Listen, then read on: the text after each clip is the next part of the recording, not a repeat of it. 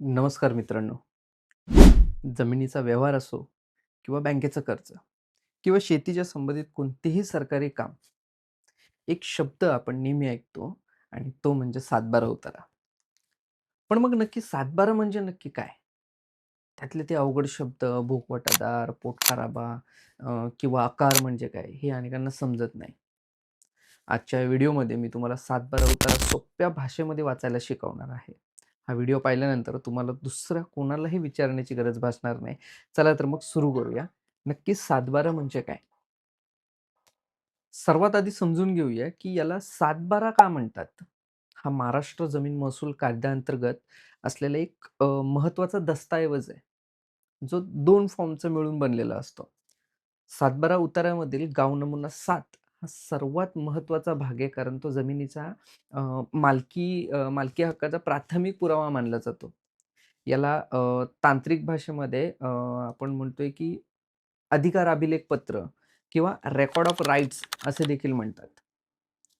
आता गाव नमुना 7 मध्ये नेमकी काय माहिती असते हे आपण समजून घेऊया. पहिली ओळख म्हणजे जमिनीची ओळख. The location details.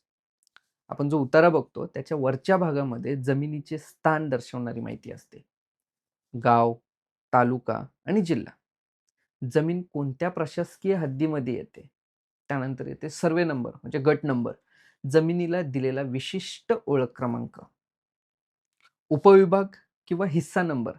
जर एका मोठ्या जमिनीचे अनेक हिस्से झाले असतील, तर त्यातील तुमचा हिस्सा कोणता हे याच्यावरून समजते. त्यानंतर येते भूधारणा पद्धत म्हणजे टेन्युर किंवा वर्ग. हा भाग जमिनीच्या स्वरूपाबद्दल माहिती देतो. जसं की भोगवटादार वर्ग 1 म्हणजे ऑक्युपंट क्लास 1 ही पूर्णतः खाजगी मालकीची जमीन असते. मालकी ही जमीन कोणाच्याही परवानगीशिवाय मालक ती जमीन विकू शकतो किंवा हस्तांतरित करू शकतो. किंवा भोगवटादार वर्ग 2 ऑक्युपंट क्लास 2 आता ही जमीन सरकारने अटींवरती दिलेली असते. उदाहरणार्थ वतन वतन जमीन असेल, देवस्थान जमीन असेल किंवा पुनर्वसित जमीन. ही जमीन विकण्यासाठी जिल्हाधिकाऱ्यांची पूर्वपरवानगी असणे आवश्यक असते. जमिनीच्या सातबारा उताऱ्यामध्ये भोगवाटादार वर्ग 3 असा कोणताही प्रकार नसतो. महाराष्ट्र जमीन महसूल संहितेनुसार जमिनीचे प्रामुख्याने 2च वर्ग पडतात. सो वर्ग 1 आणि वर्ग 2. आता अनेकदा लोकांचा असा समज होतो, की तिसरा वर्ग पण असावा. परंतु कायदेशीररित्या तशी काही तरतूद देखील नाहीये. मग लोकांचा गोंधळ नक्की कुठे होतो? काही विशेष नोंदी म्हणजे कधी-कधी उतार्यावरती इतर काही संज्ञा दिलेल्या असतात, ज्यामुळे वर्ग 3 असल्याचा भास होऊ शकतो. ज्याच्यामध्ये सरकारी पट्टादार असेल, गव्हर्नमेंट लीजेस असतील, काही जमिनी सरकारकडून लीज किंवा भाडेतत्वावरती दिलेल्या असतात. या जमिनींची मालकी सरकारकडेच असते आणि वापरणाऱ्याला फक्त ठराविक काळासाठी अधिकार दिलेले असतात. यांना भोगवाटादार वर्ग 1 किंवा 2 मध्ये न मोडता पट्टादार असे म्हटले जाते. दुसरं आहे अतिक्रमण किंवा अनधिकृत ताबा. जर एखाद्या जमिनीवर कोणाचे नाव लावायचे बाकी असेल किंवा संदर्भित काही वाद असेल, तिथे विशिष्ट नोंदी असतात, पण त्याला वर्ग 3 म्हणत नाही. आणि तिसरा आहे तो म्हणजे कुळ कायदा, टेनन्सी बोलतात. ज्या जमिनीवरती कुळ आहे, उदाहरणार्थ 32 ग प्रमाणे मिळालेल्या जमिनी, त्या सुरुवातीला वर्ग 2 मध्येच असतात. नंतर ठराविक रक्कम ज्याला नजराणा म्हणतात, त्या नजराणा भरून त्या वर्ग 1 मध्ये रूपांतरित करता येतात. भोगवाटादाराचे नाव म्हणजे मालकाची माहिती. या रकान्यामध्ये जमिनीच्या सध्याच्या कायदेशीर मालकाचे नाव असते.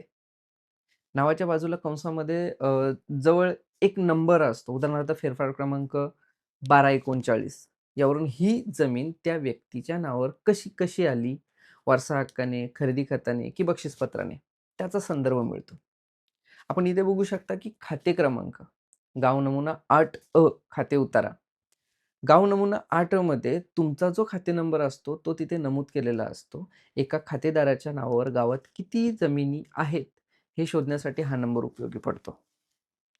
क्षेत्राचं तपशील, एरिया डिटेल्स येथे जमिनीचे माप दिलेलं असतं. हे हेक्टर, आर, प्रति आर, हेक्टर, आर आणि प्रति आर मध्ये असते. आता 1 हेक्टर म्हणजे 100 आर, अंदाजे 2.5 एकर. त्यानंतर लागवड योग्य क्षेत्र, ज्या जमिनीमध्ये शेती करता येते, दुसरं आहे आकार, असेसमेंट. जमिनीवरती सरकारला द्यावा लागणारा वार्षिक शेतसारा किंवा कर. पोटखराबा हा भाग खूप महत्त्वाचा आहे. पोटखराबा म्हणजे जमिनीला असा भाग जो लागवडीखाली येत नाही. उदाहरणार्थ खडक असेल, त्या जमिनीत असलेला रस्ता किंवा ओढा हा भाग मुख्य क्षेत्रातून वजा केला जातो. इतर हक्क आणि बोजा याच्यामध्ये बघायचं तर उतार्याच्या खाली इतर हक्क हा रकाना असतो. इथे नीट लक्ष द्या. जर जमिनीवर बँक कर्ज असेल, तर त्या बँकेचे नाव आणि कर्जाची रक्कम येथे दिलेली असते. यालाच बोजा चढवणे म्हणतात. जोपर्यंत हे नाव कमी होत नाही, तोपर्यंत जमीन क्लिअर आहे अशी मानली जात नाही. इतर व्यक्तींचे हक्क म्हणजे कुळाचे नाव, अ, कोर्टाची स्थगिती असेल, स्टे ऑर्डर असेल किंवा इतर कोणाचे कायदेशीर अधिकार असल्यास त्याची नोंद पण इथेच केली जाते. थोडक्यात सांगायचे झाले तर गाव नमुना 7 तुम्हाला सांगतो, की जमिनीचा मालक कोण आहे? जमीन किती आहे? त्यावर कुणाचे कर्ज किंवा इतर हक्क आहेत का? तुम्ही त्याला जमिनीचे ओळखपत्र म्हणजे आयडेंटिटी कार्ड ऑफ लँड असं देखील म्हणू शकता. आता गाव नमुना 7 आपण बघितला. गाव नमुना 12 जर बघायचं आहे, तर याच्यामध्ये पिकाची माहिती असते. कोणतं पीक घेतलं, किती क्षेत्रात घेतलं. 7-12 उताऱ्यातील गाव नमुना 12 हा भाग म्हणजे जमिनीचे पीक पाणी. म्हणजे आपण क्रॉप रजिस्टर असं म्हणू शकतो. गाव नमुना 7 मध्ये जशी जमिनीच्या मालकीची माहिती असते, तशीच गाव नमुना 12 मध्ये त्या जमिनीच्या प्रत्यक्षात काय काम चालू आहे याच्या संदर्भात माहिती असते. गाव नमुना 12चा उद्देश जर आपण बघायचा झाला, तर या भागाचा मुख्य उद्देश जमिनीच्या हंगामानिहाय वापर काय होतो, हे नोंदवणे हा असतो. दरवर्षी तलाठी किंवा आता ई-पीक पाहणी ॲपद्वारे शेतकरी स्वतःच्या नोंदी करत असतात.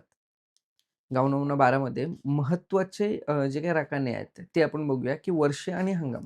पीक पाहणी कोणत्या वर्षाची आहे आणि तो कोणत्या हंगामामध्ये म्हणजे खरीप हंगाम आहे, रब्बी आहे किंवा उन्हाळी आहे, याची नोंद असते. त्या जमिनीमध्ये घेतले गेलेल्या पिकाचे नाव, जमिनीच्या किती भागावरती कोणते पीक, उदाहरणार्थ सोयाबीन असेल, कापूस असेल, गहू असेल, ऊस असेल, भात असेल, जे लावले आहे त्याचे नाव इथे येते. क्षेत्र, पिकाखालील प्रत्यक्ष क्षेत्र किती आहे? हेक्टर आणि आरमध्ये. जर एकाच जर एकाच गटामध्ये 2-3 पिके असतील, तर त्याची वेगवेगळी नोंद इथे आपल्याला पाहायला मिळू शकते. जलसिंचनाचे साधन ते देखील इथे मेन्शन असतं. पिकाला पाणी कुठून मिळते? उदाहरणार्थ विहीर आहे की बोरवेल आहे, उपसा सिंचन किंवा पाऊस जिरायती आपण म्हणतो ते आहे. जमिनीची स्थिती, जी जमीन कसली जात आहे, की पडीक आहे, याची माहिती देखील आपल्याला मिळते. तिसरं म्हणजे झाडाची नोंद आहे. गाव नमुना 12 मध्ये फक्त पिकेच नाही, तर त्या जमिनीवर असणाऱ्या महत्त्वाच्या झाडांची नोंद देखील केली जाते. उदाहरणार्थ बऱ्याचदा झाडं आपण तिथे आंबे, नारळ असतील, साग किंवा इतर फळझाडे लावली जातात. ती झाडांची माहिती, ते झाडं किती आहेत, हे इथे नमूद केलेले असते. गाव नमुना 12चे जर आपल्याला महत्त्व समजून घ्यायचे असेल, तर बँक कर्ज, पीक कर्ज, क्रॉप लोन आपण म्हणतोय, ते मिळवण्यासाठी बँकेला तुमच्या उतार्यावर पिकाची नोंद असणे आवश्यक असते.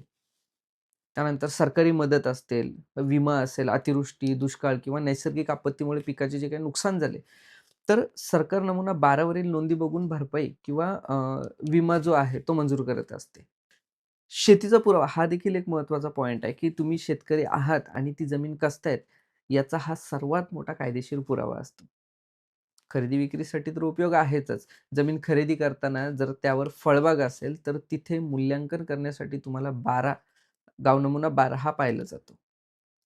पोटखराबा आपण मगाशी पण समजून घेतला, की पोटखराबा आणि नमुना 12 पोटखराबा त्याच्यामध्ये नमुना 12 आणि 7 मध्ये जो पोटखराबा लागवडीयोग्य नसलेली जमीन तो दाखवलेला असतो. त्याचा वापर नमुना 12 मध्ये पिकाची नोंद करताना वजावट करण्यासाठी केला जातो. थोडक्यात सांगायचं आहे तर नमुना 7 हा जमिनीच्या देहाचा म्हणजे बॉडीचा पुरावा आहे. तर गाव नमुना 12 हा जमिनीच्या कामाचा, ॲक्टिव्हिटीचा पुरावा आहे.